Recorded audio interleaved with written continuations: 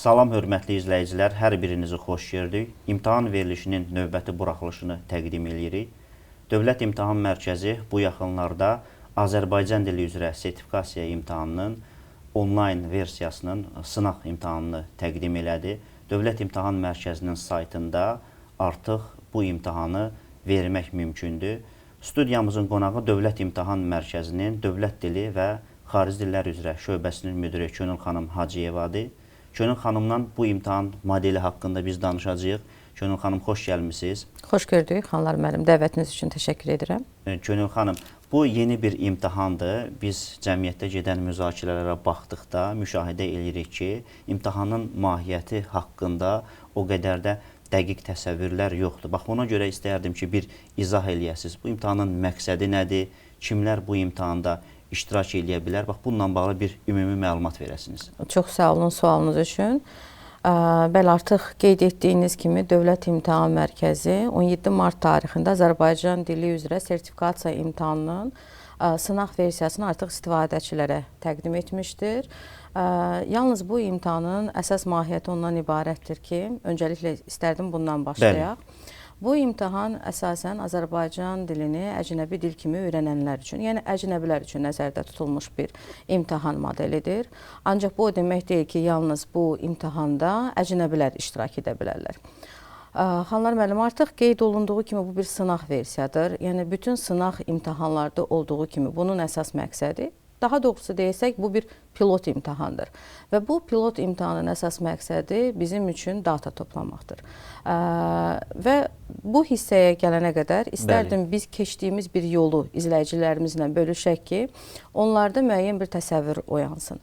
Deməli, Azərbaycan Respublikası öz müstəqilliyini qazandıqdan sonra artıq Azərbaycan dilinin həm ölkəmizdə, həm də xaricdə öyrənilməsinə və tədrisinə geniş bir maraq oyanmışdır. Və bu marağın məhsuldar nəticəsi olaraq bugün dünyanın bir neçə universitetində Azərbaycan dili kafedraları fəaliyyət göstərir və Azərbaycan dili xarici dil kimi tədris olunur. Həmçinin ölkəmizdə də fərqli universitetlərdə yay məktəbləri təşkil olunur. Hara ki, əcnəbilər gəlir və orada onlar Azərbaycan dilini öyrənirlər. Təəssüf ki, bu öyrənənlər öz dil bacarıqlarını qiymətləndirmək üçün müvafiq imtahanlar hələ ki yox edir. Odur ki, bu, belə deyək, boşluğu biz müəyyən etdikdən sonra Dövlət İmtahan Mərkəzinin İdarə Heyətinin sədri Məlikə xanımın təşəbbüsü ilə belə bir layihəyə start verildi. Və bu layihənin əslində tarixi biraz keçmişə dayanır və uzun illərdir ki, bu istiqamətdə həm tədqiqatlar aparılır, həm də müvafiq işlər görülür. Yəni bu bir neçə ayın və yaxud bir neçə ilin nəticəsi olaraq deyil, 2017-ci ildən daha dəqiq desək, başlanılmış bir layihənin nəticəsidir.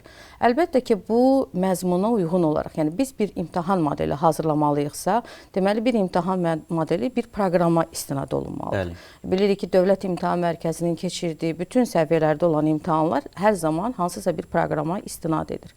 Odur ki, biz birinci proqramın hazırlanması ilə yola başladıq və işçi qrup yaradıldı. Həmin işçi qruplarla keçirilmiş görüşlərin nəticəsinə əsasən mövcud ədəbiyyat əlbəttə ki, araşdırıldı ki, bu istiqamətdə də ədəbiyyatımız bir qədər məhduddur təəssüf ki. Çünki yenə də qeyd etdiyimiz kimi, bu sahəyə maraq artıq artmaqdadır və biz ümid edirik ki, bundan sonra resursların sayı da ki, çoxalacaqdır. Proqramımızı hazırladıq və proqramımız Dövlət İmtahan Mərkəzinin belə deyək, çap etdiyi metodiki vəsaitdə dərc olundu. Burada həmin imtahanı... Ötən il dərc olundu. Bəli, ötən il bu dərc olundu və geniş təqdimatı keçirildi. Həm Dövlət İmtahan Mərkəzində, həm də kitab mərkəzində geniş ictimaiyyətə çatdırıldı. Və bu metodik vəsaitdə həm proqram, həmçinin bu proqramın istinad etdiyi Dillər üzrə Ümumi Avropa Tövsiyə Çərçivə sənədinə müvafiq olaraq 6 səviyyədə, yəni A1-dən C2-yə qədər səviyyələr üzrə həm leksik qrammatik minimumlar, mövzular və dinliyib anlama, oxuyub anlama, yazı, bacarıq vərdişləri, bacarıqlar üzrə, danışıq bacarıqları üzrə bir öyrənəndən tələb olunan, gözlənilən təlim nəticələri qeyd olundu. Yəni artıq bu imtahan konkret bir proqrama istinad olunaraq hazırlanmışdır. Həmçinin həmin metodiki vəsaitdə biz ötən il nümunə test tapşırıqları da təqdim etdik ki, maraqlanan şəxslər, bunlar əlbəttə ki, fərqli təbəqələrdən olan insanlar ola bilər, Xanlar müəllim. Öncə də qeyd etdiyim kimi, yalnız əcnəbiləri yox, fərqli təbəqələrdən olan insanları maraqlandıra bilər. Bunlar müəllimlər ola bilərlər, universitetlərin professor müəllim heyəti ola bilər, əlbəttə ki, dövlət qulluğunda çalışan şəxslər ola bilər. Yəni, hər kəs, həkimlər, evdar xanımlar, çünki bu Azərbaycan dilidir. Bəli, bu əcnəbilər üçün nəzərdə tutulmuşdur və onun spesifikliyi vardır, çünki orada səviyyələr üzrə qeyd olunmuşdur. Ancaq bugün artıq biz inanla deyə bilərik ki, bizim hazırladığımız model artıq ictimaiyyətə təqdim olunub, sınaq versiya kimi. Bizə maraqlıdır ki, bu imtahan özünü necə doğruldacaq? Bizim modeldə təqdim etdiyimiz sual tipləri, yəni yoxlama, ölçmə materialları bu mətnlərdir. Biz orada geniş şəkildə mətnlərdən istifadə etmişik. Düşünün ki, dinləyib anlama bloku var, oxuyub anlama bloku var və hər biri 6 səviyyədir, amma fərqli sayda mətnlər təqdim olunub. Burada həm açıq suallar var, həm qapalı suallar var, həm cavabı yazı ilə ifadə olunan suallar var. Odur ki, fərqli mövzulara aid mətnlər təqdim olunmuşdur ki, bizim indi əsas məqsədimiz odur ki, bu modeldə bu sual tipləri necə özünü göstərir? Yəni yoxlama məqsədi ilə həmin o ölçmə vasitələrinin, yəni bu imtahanda təqdim olunan suallar özünü necə aparır? Yəni onların etibarlılığı necədir? Yəni əsas məqsəd indiki mərhələdə bundan ibarətdir. Əlbəttə. Çünki biz hal-hazırda tədqiqatımıza davam etdiririk. Bu tədqiqat bitmiş sayıla bilməz və biz onun empirik təsdiq mərhələsindəyik.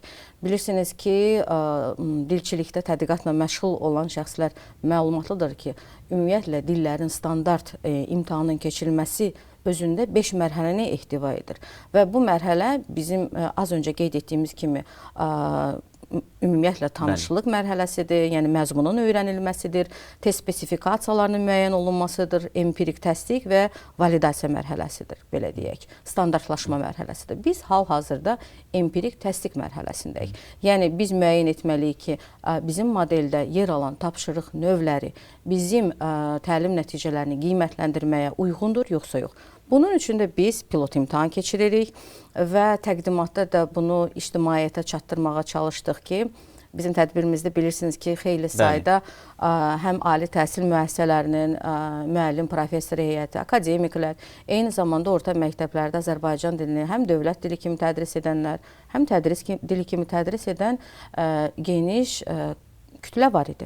Və biz həm onlardan xahiş etdik ki, onlar həm özləri, həm tələbələri arasında təbliğat, təşviqat aparsınlar ki, bu imtahanlarda iştirak edə bilsinlər. Yəni, nə qədər çox insan bu imtahanlarda iştirak eləsə, bu sınaq versiyasında iştirak eləsə, bir o qədər yaxşıdır. Çünki daha çox data toplanmış olacaqdır və biz yekunda daha ideal bir imtahan modeli ortaya qoya biləcəyik. Əlbəttə, siz tamamilə düz vurğulursunuz.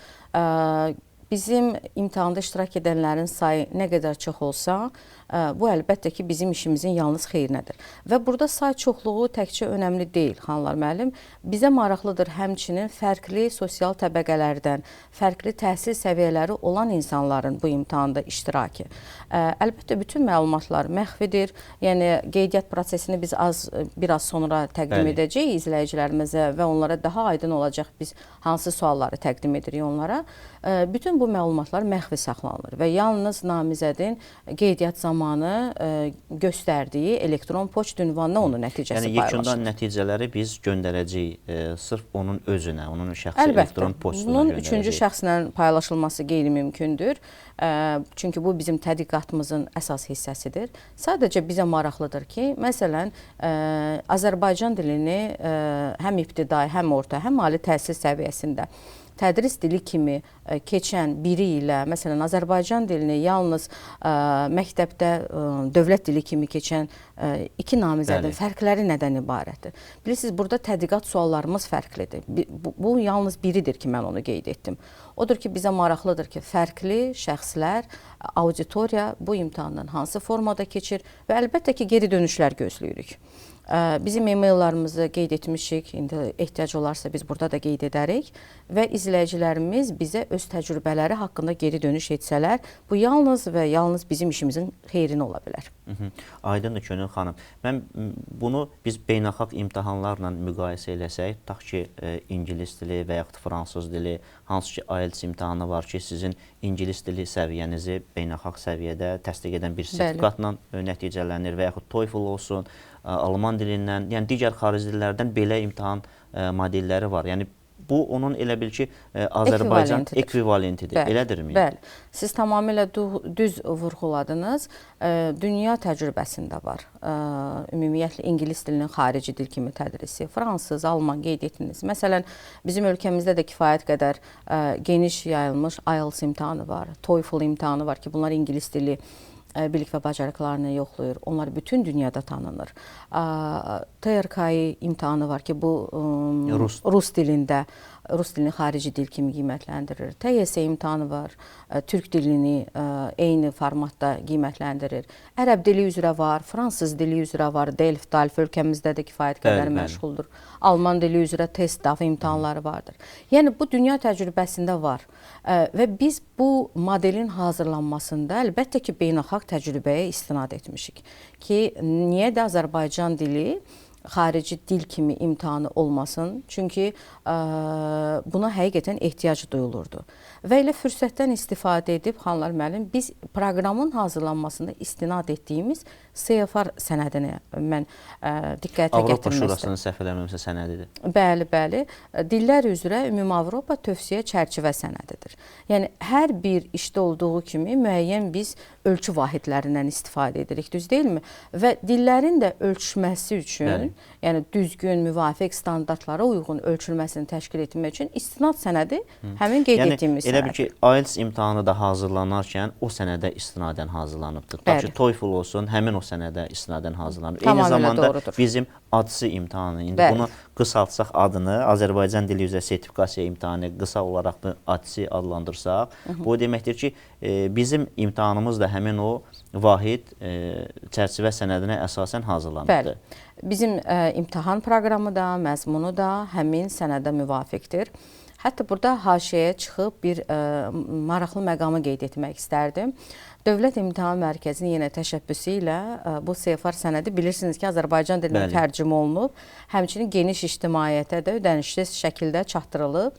Hətta səhv eləmirəmsə Avropa Şurasının saytında belə yerləşdirilibdir. Yəni. Çox qürur verici məqamdır ki, xanlar müəllim, həmin sözü gedən sənəd Azərbaycan dilində Avropa Şurasının rəsmi səhifəsində digər dillərlə yanaşı dərc olunub. Yəni, bu ölkəmiz üçün əlbəttə qürur verici bir hadisədir və hər kəs bu, belə deyək, mənbədən pulsuz şəkildə istifadə edə bilər. Deməli, bu sənədin tərcüməsində, bilirsiniz ki, onun tərcüməsi, redaktəsi işi də Dövlət İmtahan Mərkəzinin təşəbbüsüdür və biz bu işi yekunlaşdırdıqdan sonra Avropa Şurasına təqdim etdik və orada maraqlı bir məqam var idi ki, sənədin adında biz xarici dillər sözünə, ifadəsinə istinad etmişdik və Avropa Şurası bizim tərcümə ilə əlbəttə ki, tanış olub, geri dönüş etməli idi və bu zaman onlarda maraqlı bir sual gəldi ki, nə üçün siz xarici sözünü istifadə etmişsiniz. Biz düz izah etməyə çalışdıq ki, bizim ölkəmizdə bizim dildən fərqli dillər xarici dil kimi qiymətləndirilir. Ancaq burada maraqlı məqam nədir? CFR sənədi xarici dillərin qiymətləndirilməsi üçün nəzərdə tutulmur. O, ümumiyyətlə, dillərin qiymətləndirilməsi üçün. Yəni, burada xarici dil, ana dili kimi fərqlər qoyulmur. Həmin fərqləri biz tədrisdə nəzərə ala bilərik. Ancaq xarici dil və yaxud CFR sənədi yalnız və yalnız xarici dil üçün nəzərdə tutulmur. O, ümumiyyətlə dillərin tədrisi və qiymətləndirilməsi üçün nəzərdə tutulmuş bir proqramdır. Odur ki, bizim də imtahan həmin sənədə istinad edir və onun əsasında da səviyyələr müəyyən edilib hazırlanmışdır. Və digər o beynəlxalq imtahanlar kimi artıq bizim də belə bir imtahan modelimiz var. Əslində bu insanlar üçün maraqlı olmalıdır. Çünki bax mənim özümdə də hansısa bir belə deyək istək yarandı ki, görəsən mən Azərbaycan dilini hansı səviyyədə bilirəm və özüm də elə qeydiyyatdan keçib bu imtahanda iştirak eləyəcəm. Həmçinin səsləyirəm bizim izləyicilərimizi, abituriyentlər bizə baxırlar və yaxud valideynlər bizə baxırlar. Onlar da yəni daxil olub bu sınaq versiyasında iştirak eləyə bilərlər. Özü də ödənişsizdir, yəni hansısa bir ödəniş tələb olunmur. sadəcə olaraq elə qeydiyyatdan keçmək lazımdır Dövlət İmtahan Mərkəzinin saytında. Könül xanım, elə gəlin bu qeydiyyat məsələlərinə də toxunaq ki, hansı formada onlar qeydiyyatdan keçirlər və 4 blok üzrə onların bilik və bacarıqları qiymətləndirilir. Və burada baxaq ki, həmin o bloklarda hansı mətnlər var, hansı əməliyyatları yerinə yetirməlidirlər? Yəni bu texniki baxımdan bunlar bu işi hansı formada görməlidirlər? Ondan bağlı bir danışaq. Onun üçün biz deməli Dövlət İmtahan Mərkəzinin rəsmi səhifəsinə daxil oluruq və rəsmi səhifədə biz yerləşdiririk. Hal-hazırda imtahanın sınaq versiyası banerdə yerləşdirilmişdir və birinci olaraq qeyd olunub. Səhifəyə daxil oluruq və bu proqramın, platformanın belə deyək, ilkin səhifəsidir. Bəli. Və fikir versəniz, sağ küncdə giriş hissəsi vardır. Biz giriş hissəyə daxil oluruq. Bütün imtahanda iştirak etmək istəyən şəxslər öncəliklə qeydiyyatdan keçməlidirlər. Yəni bu qeydiyyat vacibdir. Qeydiyyat mütləqdir. Çünki qeydiyyatdan keçməmiş imtahanın bloklarında iştirak etmək mümkün deyil.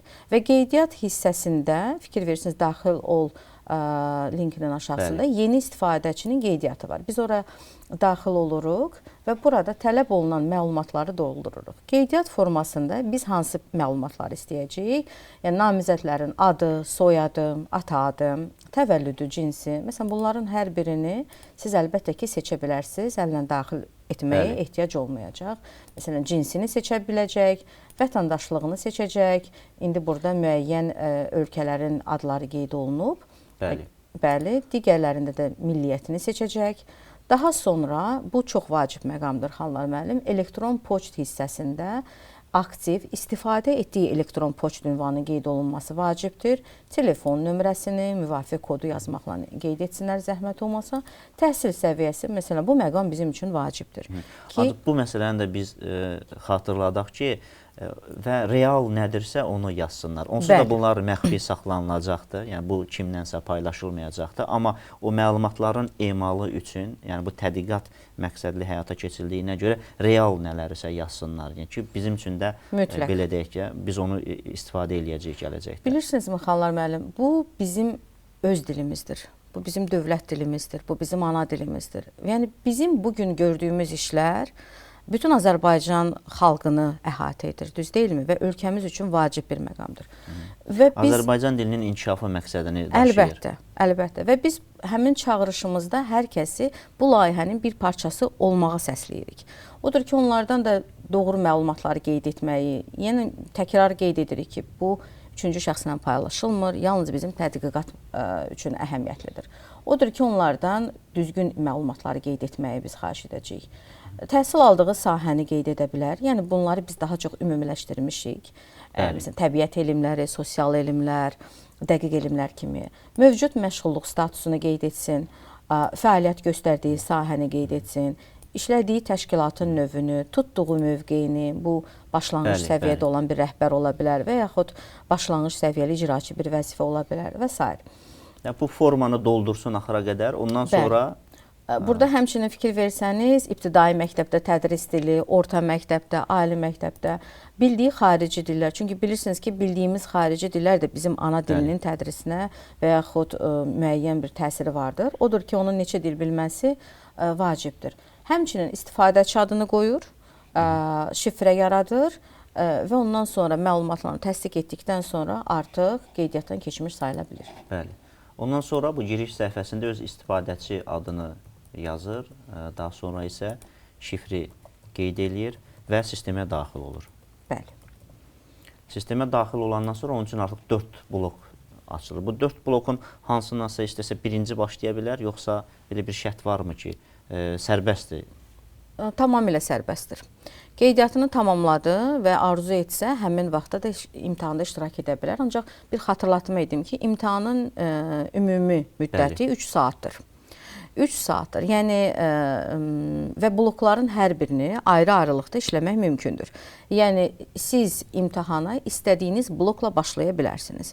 Odur ki, vaxtınızı müvafiq şəkildə planlaşdırmağınız xahiş olunur. O 3 saat müddətində siz başlayan kimi o aktiv olur 3 saatdan sonra qapanır sistem, yoxsa necədir? Bu sınaq versiyasında necə nəzərdə Sınaq tutulub? versiyasında biz hal-hazırda elə bir şərait yaratmışıq ki, istənilən blokla siz imtahana başlaya bilirsiniz və bloka imtahana başlayan zaman həmin blok üçün ayrılan vaxtı siz görəcəksiniz.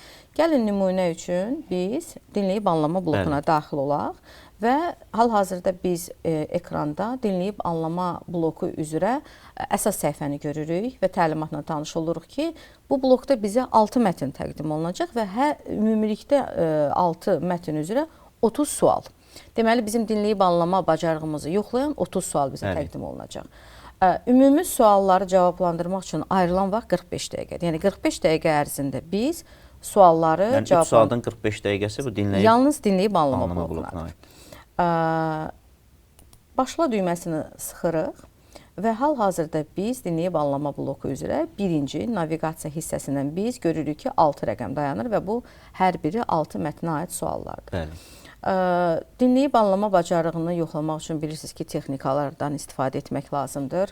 Biz bunu bütün imtahanlarımızda da adətən tətbiq edirik. Adətən yox, hər zaman biz bunu tətbiq edirik ki, öncə dinləyib anlama bacarığını yoxlayan suallarla tanış olmaq tövsiyə olunur. Yəni dinləməmişdən əvvəl mətni o suallarla tanış olur. Mütləq. Bəli. Suallarla tanış olmaq lazımdır. Bu beynəlxalq imtahanlarda da belədir, yəni digər imtahanlarda.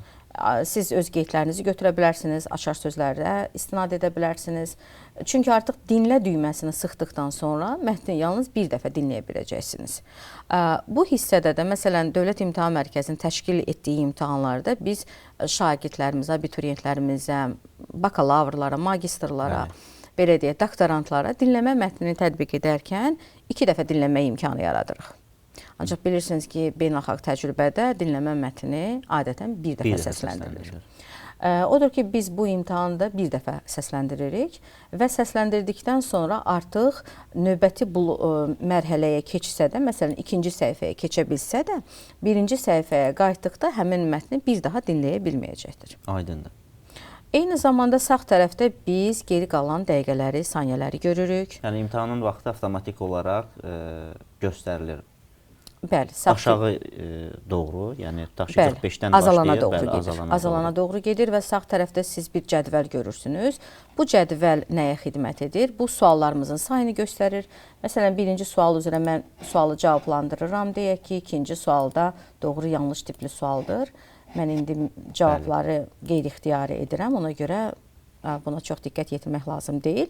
Və fikir verdinizsə, mən sualları cavablandırdıqca artıq onların rəngi dəyişir və mavi rəngdə olur. Bu onu göstərir ki, mən bu suallara cavablandırmışam. Deyək ki, bütün sualları cavablandırdım, bütün səviyyələr üzrə. Daxil oluram ikinci səviyyə, üçüncü, 4, 5 və bu şəkildə biz davam edirik. Və hansı sualı cavablandırmamışamsa, onun üzərinə basaraq həmin suala doğru mən qayıda bilirəm. Qayıdıb həmin sualı cavablandıra bilirəm. Amma yenə təkrar xatırladıram, mətni yalnız bir dəfə dinləmək mümkündür. Odur ki, siz düzgün qeydlərinizi götürdüyünüz halda cavablandırmadığınız suallara təkrar qayıdıb cavablandıra bilərsiniz. Burada kiçik bir işarəni görürük. Bu işarə həmin o cədvəli gizlətməyə xidmət edir. Əgər o cədvəli görmək istəmirsinizsə, o sizin diqqətinizi yayındırırsa, onu gizlədə bilərsiniz və yaxud açıq saxlayıb öz cavablandırdığınız sualları belə deyək, izləyə bilərsiniz. İşinizi bitirdikdən sonra siz artıq dinləyib anlama blokunu tamamla hissəsini klikləyirsiniz və xəbərdarlıq mesajı ilə tanış olursunuz. Çünki burada bizə qeyd edir ki, növbəti bloka keçdikdən sonra bu blokda hər hansı bir dəyişiklik etmək mümkün olmayacaq. Bu mərhələni bitirməyə əminsinizmi? Siz sual verdiniz, Xanlar müəllim ki, mən məsələn bu bloku başlayıb yarıda dayandırıb sonra geri qayıda bilərəmmi? Sınaq versiya olduğuna görə hal-hazırda bunu etmək mümkündür.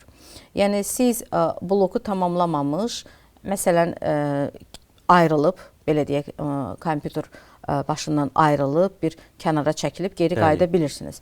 Ancaq nəzərə alın ki, bu sizin vaxtınızdan gedir.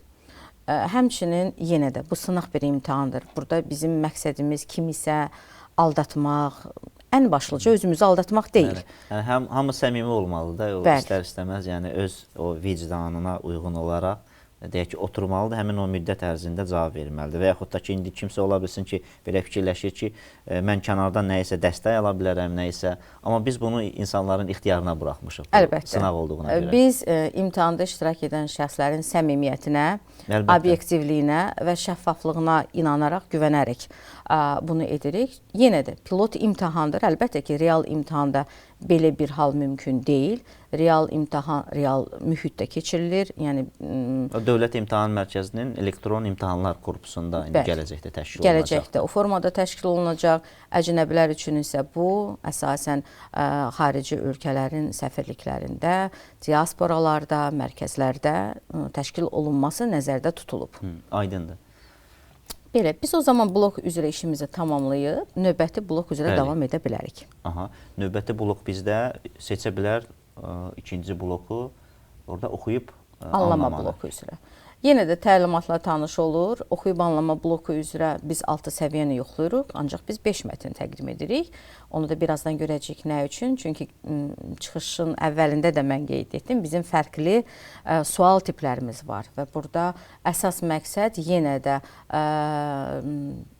oxuyub anlama, dinləyib anlama bacarığı üzrə namizədlərin belə deyək, bilik və bacarıqlarını fərqli sual tipləri ilə yoxlamaqdır. Bəli. Elə bu pilotda da məsələn biz onu baxmaq istəyirik ki, effektivlik, praktiklik, zaman baxımından hansı sualın modeldə saxlanılması daha məqsədə müvafiq olar. Aydındır. Deməli, elə bir ki, seçim olacaq da, gələcəkdə yekun imtahan modeli hazırlanarkən ki, hansı bir sual tipindən daha çox istifadə eləyək? Bəli, bilirsiniz ki, qapalı tipli sualların qiymətləndirilməsi bu rahat bir prosesdir. Ancaq açıq sualların qiymətləndirilməsi zaman və vaxt aparan bir işdir. Odur ki, məsələn, dünya təcrübəsinə də baxsaq, nümunə olaraq mən Türkçə yetərlilik sınavını nümunə göstərmək istərdim. Orada daha çox qapalı suallardır. Və bu da praktiklik baxımından cavabların daha tez verilməsinə gətirib çıxarır. Yekun imtahan nəticəsi daha tez elan olunur. Məsələn, biz bunun üzərində də düşünürük. Amma götürək IELTS tipli imtahanlarda orada cavabı yazı ilə ifadə olunan açıq suallar da vardır.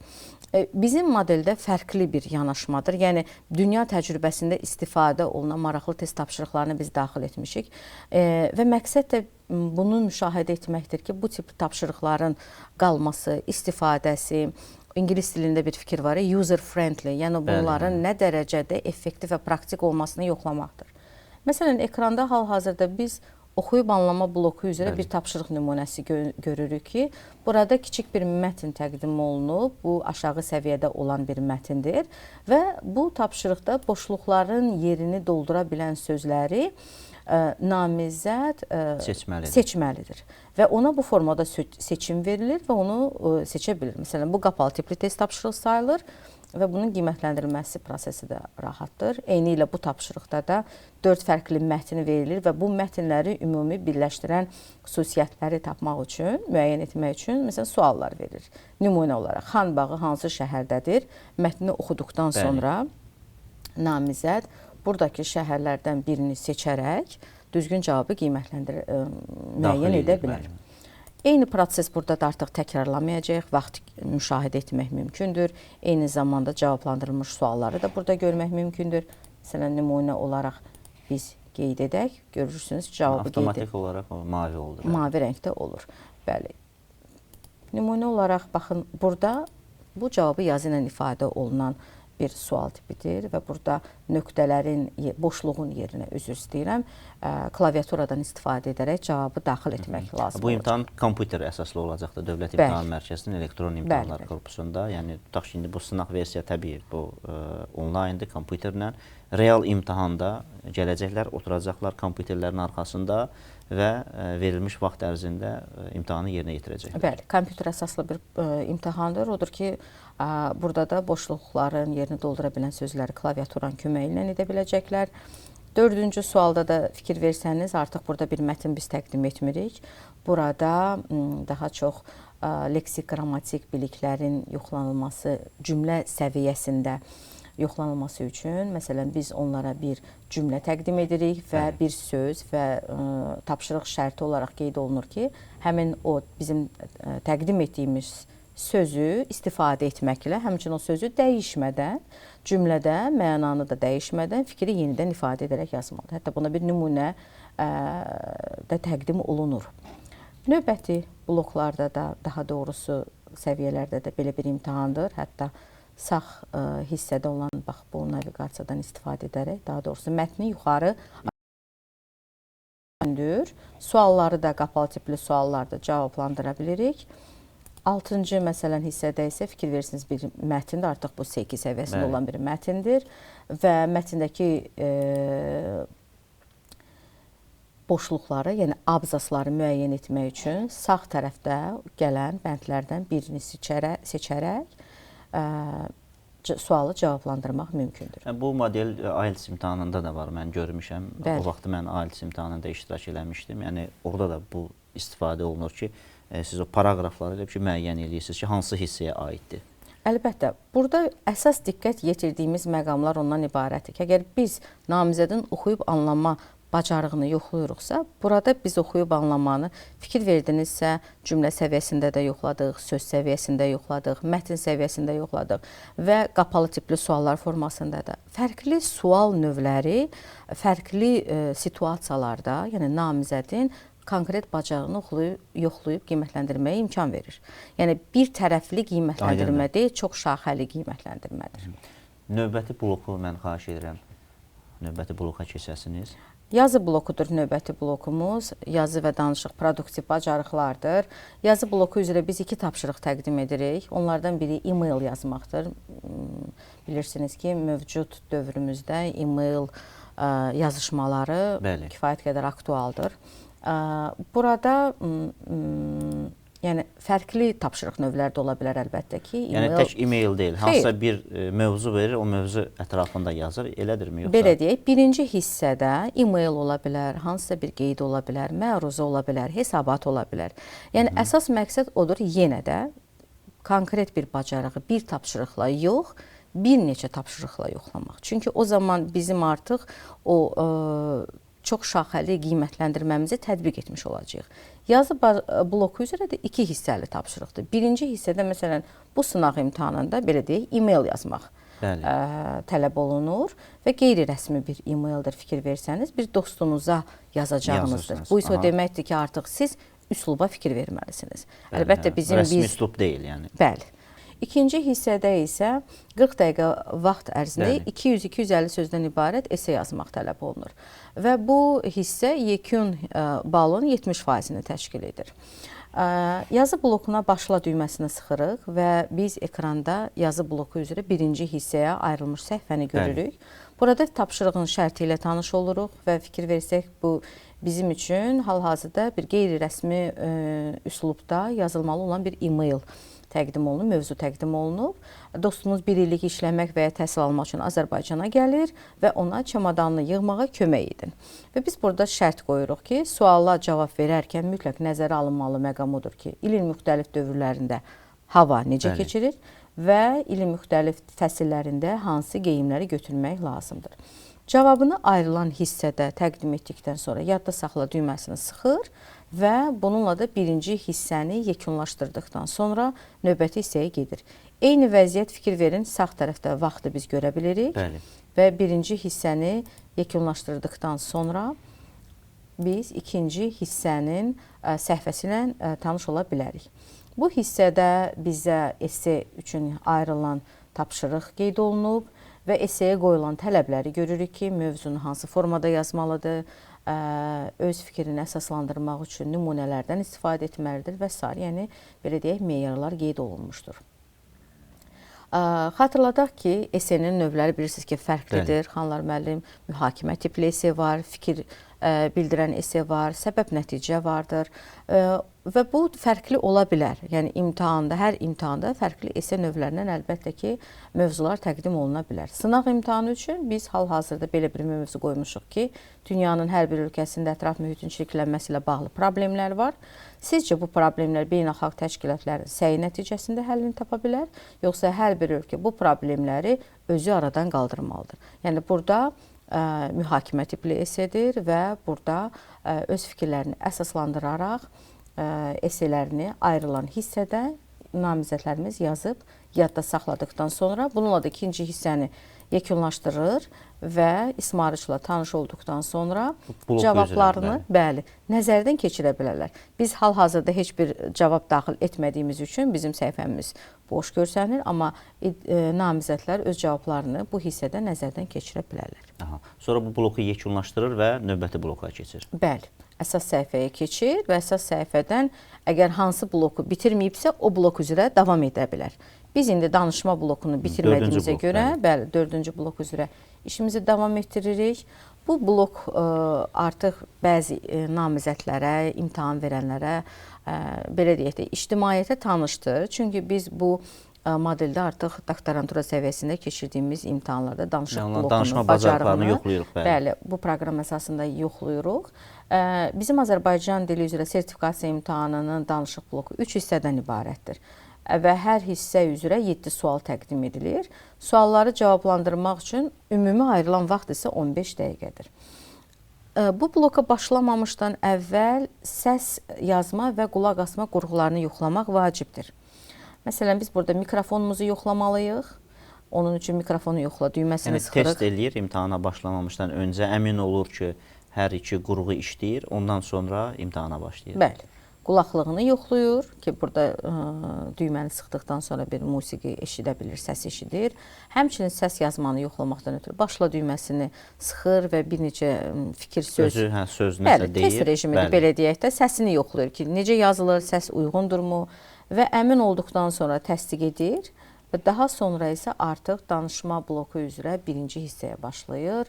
Təlimatla biz hər blokda, hər hissədə təlimatları xatırladırıq ki, onları da üzərindən keçmək yox, oxuyub tanış olmaq tövsiyə olunur. Birinci hissədə artıq görürsünüz ki, bir sual təqdim olunur. Sadədən mürəkkəbə doğru yanaşması ilə biz bu modeli təqdim edirik. Birinci sual məsələn çox sadə bir sualdır və burada mikrofon işarəsini görürük. Artıq mənim düşünmək üçün vaxtım bitdi, 10 saniyə vaxt verilmişdi və geri sayım başlayıb 30 saniyə ərzində mən... 10 saniyə fikirləşib 30 saniyə danışmalısınız. Bəli, bu çox sadə suallardır. Yəni əslində burada çox düşünməli bir şey də yoxdur. Cavabımızı təqdim hazırlaşır etdikdən ən sonra... azından. Bəli və burada bir məqam var. Siz ən azı cavabı tamamladıqdan sonra artıq deyiləcək bir sözünüz yoxdur deyək ki, birinci hissənin birinci sualını yekunlaşdır düyməsini sıxıb növbəti mərhələyə keçid edə bilərsiniz. Aydındır. Və beləliklə də ikinci sualla tanış olursunuz, fikir verirsiniz, geri sayım gedir və düşünmək üçün mənim vaxtım artıq azalır və biz mikrofon işarəsini görürük və mən danışmağa başlayıram. Və beləliklə də bu mərhələ növbəti suala keçid edir və burada biz üçüncü sualı görürük. Birinci hissədə 3 dənə sualdır. 3 sualdır və hər bir sualı cavablandırmaq üçün 40 saniyə vaxtımız vardır və biz bu sualı cavablandırdıqdan sonra yekunlaşdırırıq. Bununla da keçirik ikinci hissəyə. İkinci hissədə verilmiş şəkli təsvir edirik. Bilirsiniz ki, şəkil təsviri beynəlxalq imtahanların da məzmununda çox tez-tez rast gəldiyimiz bir qiymətləndirmə alətidir. Biz həmin şəkil vasitəsilə yaradıcı təfəkkürü, tənqidi təfəkkürü, həmçinin leksik, qrammatik söz ehtiyatını qiymətləndirə bilirik. Bu sualı düşünmək üçün, ətrafına düşünmək üçün 1 dəqiqə vaxtları olacaq. Bu vaxt ərzində müəyyən qeydlər apara bilərlər əlbəttə ki, elektron imtahan... Onlara qeyd üçün vərəq verilirmi? Yəni, yoxsa... Hal-hazırda bu sınaq imtahandır. Onlar öz resurslarından istifadə edəcəklər. Amma real imtahanda biz təcrübəmizdə də var. Biz onları qeyd götürməsi üçün müvafiq şərait yaradırıq. Yəni, kağız və qələmlə... Əlavə vərəq veririk ki, onlar orada qeydlərini eləsin. Mütləq. Bəli. Və düşünmək üçün ayrılan vaxt bitdikdən sonra cavabı təqdim etmək üçün 1 dəqiqə bizim vaxtımız olacaq. Hal-hazırda siz fikir verirsinizsə, bizim düşünmək üçün saniyələrimiz azalır. Bəli. Həmin saniyələr bitməlidir ki, Xanlar müəllim, bizim mikrofon işarəmiz aktiv olsun və biz öz cavabımızı təqdim edə bilək. Əks halda bu proqram avtomatik idarə olunduğuna görə biz heç bir düyməni sıxa bilmirik. Hal-hazırda və izləyicilərimizə də onu məlumatlandırmış olduq. Və artıq mənim mikrofon işarəm Bəli. aktiv olduqdan sonra mən sualı Dərhal başlamalıdır danışmağa. bəli, cavablandırıram və istədiyim vaxtda da artıq deyəcək sözüm yoxdur. Mən bu qədər cavabımı Yəni şərt deyil ki, o 60 saniyə Əlbəttə. ərzində danışasınız. Çox danışsanız, həmin o verilmiş həcm daxilində danışsanız daha yaxşıdır. Yəqin ki, bu sizin qiymətinizə təsir Əlbəttə. edə bilər, amma yəni az da fikrinizi ifadə Yenə edə də bu bilərsiniz. bir əcnəbi üçün olan imtahan kimi nəzərdə tutulur və bir əcnəbinin öz fikrini bu verilən vaxt ərzində ifadə etməsi bizim əsas məsələmizdir.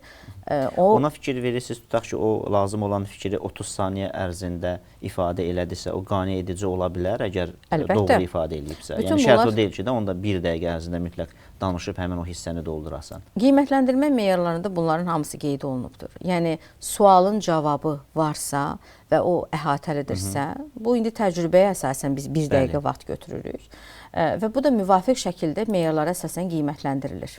Üçüncü hissədə nə etməlidirlər? Bəli, danışıq blokunun 3-cü hissəsini hal-hazırda biz ekranda görürük və bu hissədə onlara bir mövzu təqdim olunur və onlar həmin mövzu üzrə çıxış etməlidirlər.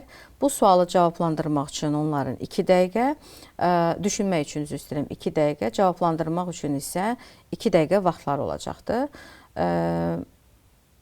Hal-hazırda biz ekranda sualımızı görürük. Məsələn, bir şəhərə gələcək turistlərin sayını artırmaq üçün hansı planlar həyata keçirilə bilər?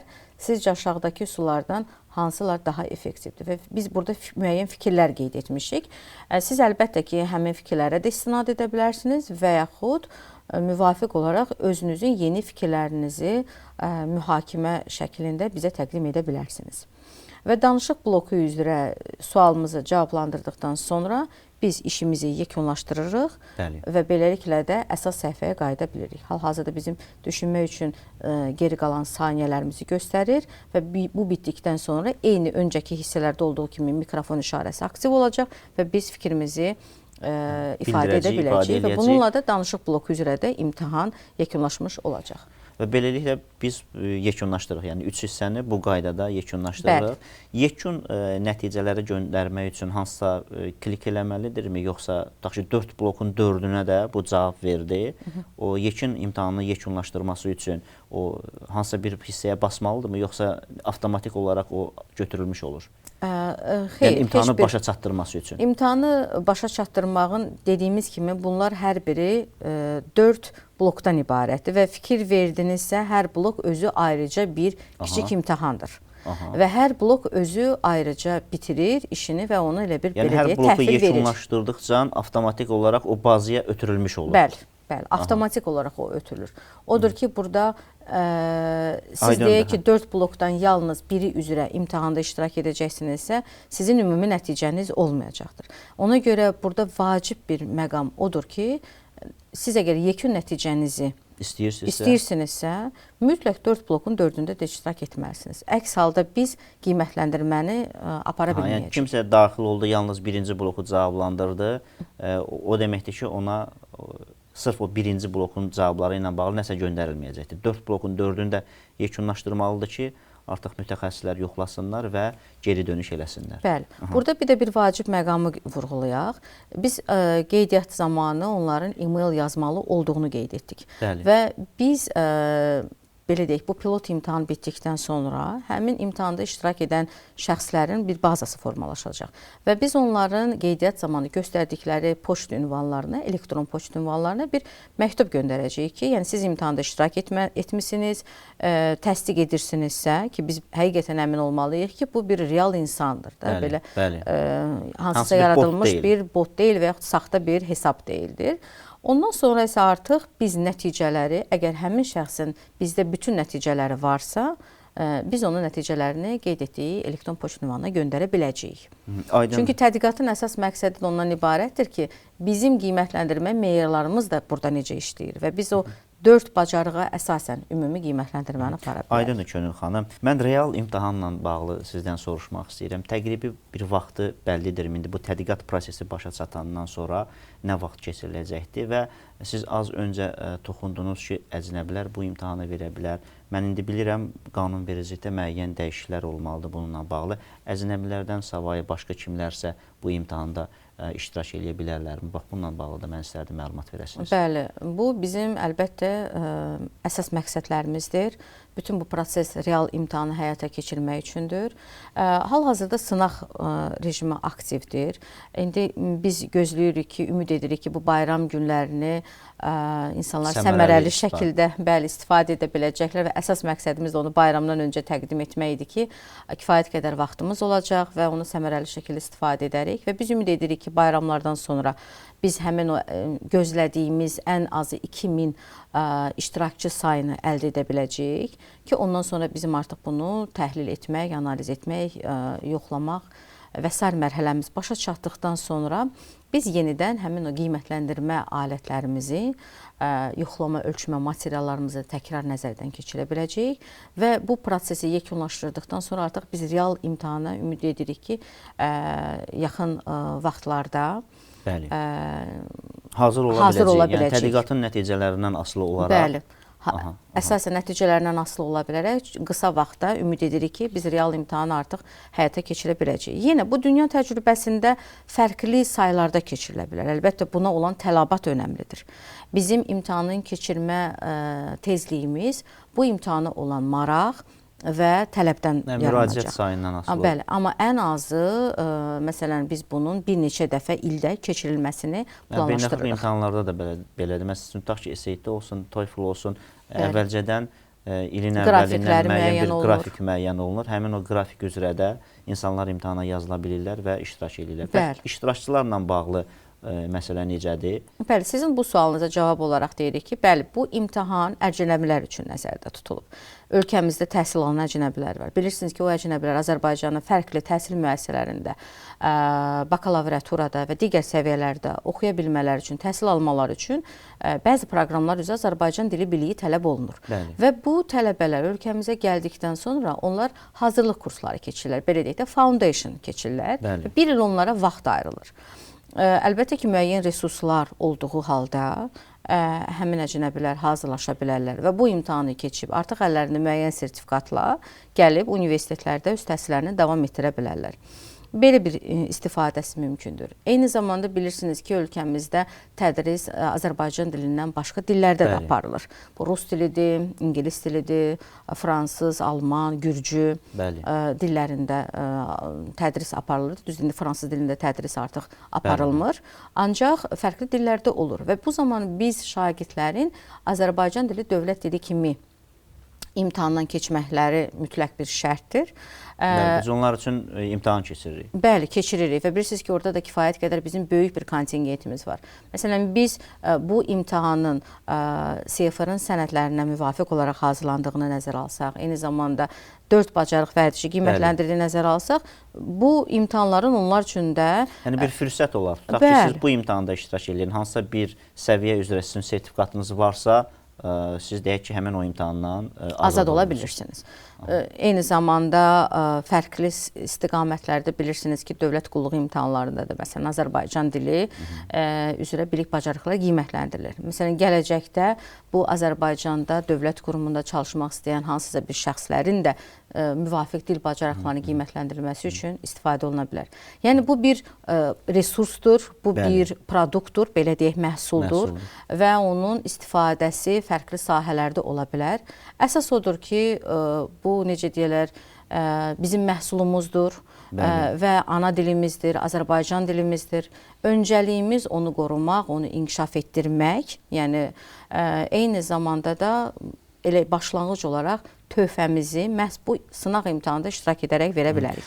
Çox sağ olun Könül xanım, mən sizə təşəkkür edirəm. Siz elə yaxşı qeyd elədiniz. Bu dilimizin inkişafı üçün, onun qorunub saxlanılması üçün, eyni zamanda Azərbaycan dilinin populyarlaşdırılması üçün atılan önəmli, vacib, əhəmiyyətli bir addımdır. Ona görə də mən elə buradan istifadəçilərimizə, öz izləyicilərimizə səslənirəm. Bu bayram günlərində aktiv olun. Dövlət İmtahan Mərkəzinin saytında imtahanın sınaq versiyası yerləşdirilibdir. Ödənişsiz olaraq siz bu imtahanda iştirak edə bilərsiniz və Azərbaycan dilinin qeyd elədiyimiz inkişafı ilə bağlı öz töhfənizi verə bilərsiniz. Minnətdaram, çox sağ olun.